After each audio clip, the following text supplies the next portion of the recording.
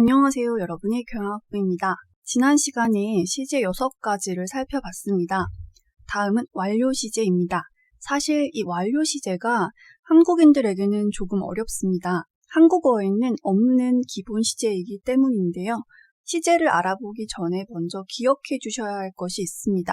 시각과 시간의 차이를 혹시 알고 계시나요? 시각은 어떤 한 지점, 예를 들어 오후 1시, 새벽 3시와 같은 정확한 한 지점을 나타냅니다. 시간은 2시간, 14시간처럼 시간의 기간을 나타내는 말입니다. 사실 한국어의 시제에서는 이 시간을 나타내는 시제는 없습니다. 한국어의 시제는 과거, 현재, 미래로 나누어져 있습니다. 모두 시점, 즉 시각을 나타내는 시제입니다. 나는 2시에 공부했어. 이 문장은 시점, 2시라는 시각에 대한 문장이고요. 나는 2시간 공부했어. 이 문장은 시간, 기간에 대한 문장입니다.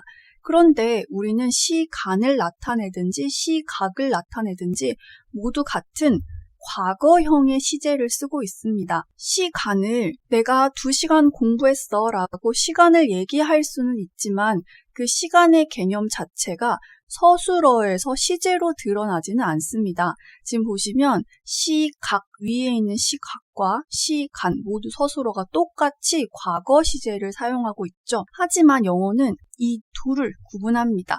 지난 시간에 본 시제들은 시점을 나타냈고요. 오늘은 시간을 시제로 표현한 완료 시제를 공부합니다. 그것이 바로 완료 시제입니다. 어려워하실 필요가 없습니다. 차근차근 들어가 볼게요. 완료 시제는 어떤 일이 행해지고 나서 완료가 되는 기간까지를 의미하는 시간의 시제고요.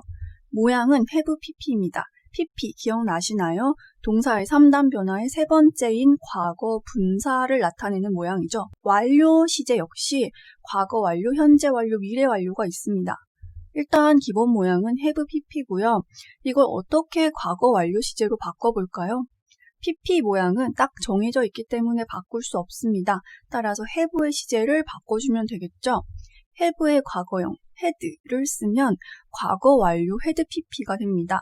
미래 완료는 역시 will이라는 조동사를 이용합니다.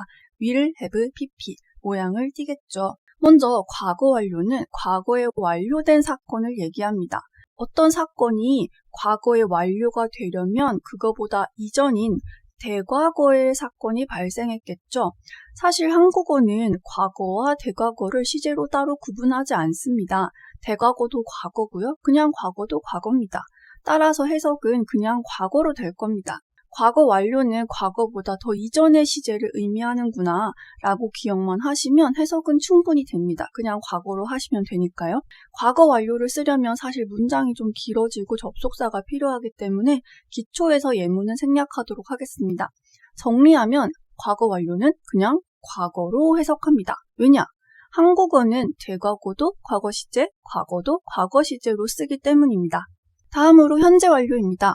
현재 어떤 사건이 완료되는 것은 이 사건이 실제로 언제 일어났다는 뜻일까요? 네, 그렇습니다. 현재 완료 시제에서 실제로 사건이 일어난 시각은 과거입니다. 한국어는 이 시간에 대한 시제가 없기 때문에 과거 완료는 그냥 과거로 해석이 됩니다.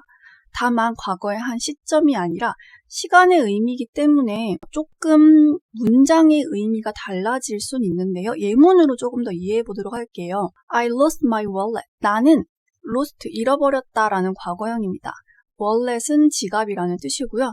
나는 내 지갑을 잃어버렸다라는 뜻입니다. 그런데 밑에 문장은 I have lost my wallet.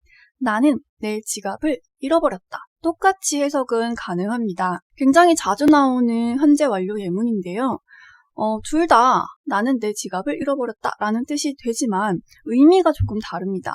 위의 문장은 내가 내 지갑을 잃어버렸다 라는 과거의 한 시점에 대한 사실만 알려줍니다. 지금은 그 지갑이 어떻게 됐는지 모릅니다. 여전히 못 찾았는지 아니면 찾았는지 알 수 없고요. 그 당시의 과거 시점에 대한 사실만 알려주고 있습니다. 하지만 have lost로 현재 완료가 된다면 그 과거의 일이 지금까지 영향을 미친 것이 됩니다.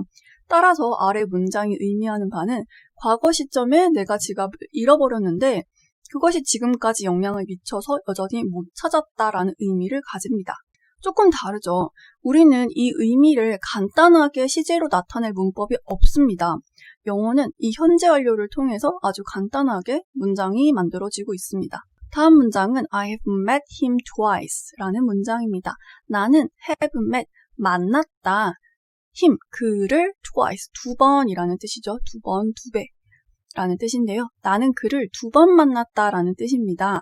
역시 한국어로 과거로 해석이 가능하죠. 나는 그를 두 번 만났다. 이처럼 과거부터 지금까지 어떤 기간 동안에 우리는 두 번 봤다 라고 기간의 의미를 가질 때 현재 완료를 쓸 수 있습니다. 하지만 여전히 한국어로 해석은 과거가 되죠. 그 다음에 I have known her for 5 years. 나는 그녀를 5년 동안 알았다 라는 뜻이 되는데요. 여기서 for이 동안이라는 전치사로 해석이 됩니다. 그래서 나는 그녀를 5년 동안 알아왔다라는 역시 과거로 해석이 가능하죠. 그런데 이 역시 어떤 시점을 의미하는 과거가 아니고요. 과거부터 지금까지 어느 기간 동안에 5년이라는 기간 동안에 그녀를 알아왔다라는 의미가 되기 때문에 역시 기간을 의미하는 현재 완료 시제를 쓰게 됩니다. 이처럼 기간을 의미할 때 현재 완료를 쓴다. 하지만 과거 완료도 현재 완료도 모두 과거로 해석을 하면 한국어는 대강 이해할 수 있다 라고 생각하시면 조금 편하게 완료 시제를 대하실 수 있겠습니다. had, pp든 have, pp든 모두 과거로 해석해 주세요. 어차피 사건은 모두 과거에 일어났거든요. 그리고 남은 건 미래 완료 시제입니다. 미래 완료는 말 그대로 미래의 완료가 된다는 뜻인데요. 사건이 현재에 일어나서 미래에 완료할 수도 있지만 과거에 일어났을 수도 있습니다. 현재도 과거도 둘 다 가능하다는 것은 미래 완료는 사실 일어난 시점이 중요한 시제가 아닙니다. 끝나는 미래를 의미하기 위해서 끝나는 그 미래를 전달하기 위해서 만들어진 시제이기 때문에 will 딱 보이시면요. 그냥 미래로 해석하시면 됩니다. 예문으로 볼게요. By tomorrow, 내일까지 라는 뜻입니다. by가 여기선 까지라는 의미를 가지고 있거든요.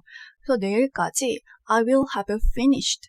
나는 끝낼 것이다. 역시 will이 들어가 있으니까 미래로 해석을 했어요. 무엇을? 목적어는 my homework, 내 숙제를 나는 끝낼 것이다. 마칠 것이다 라고 역시 미래로 해석을 했습니다. 이 역시 나는 숙제를 지금도 하고 있는 중인데 내일이 되어서야 마칠 것이다 라는 것을 얘기하죠. 이처럼 기간을 나타내는 시제가 바로 완료 시제입니다. 모양을 잘 기억해 주시고요. 다음 시간에 또 뵙겠습니다.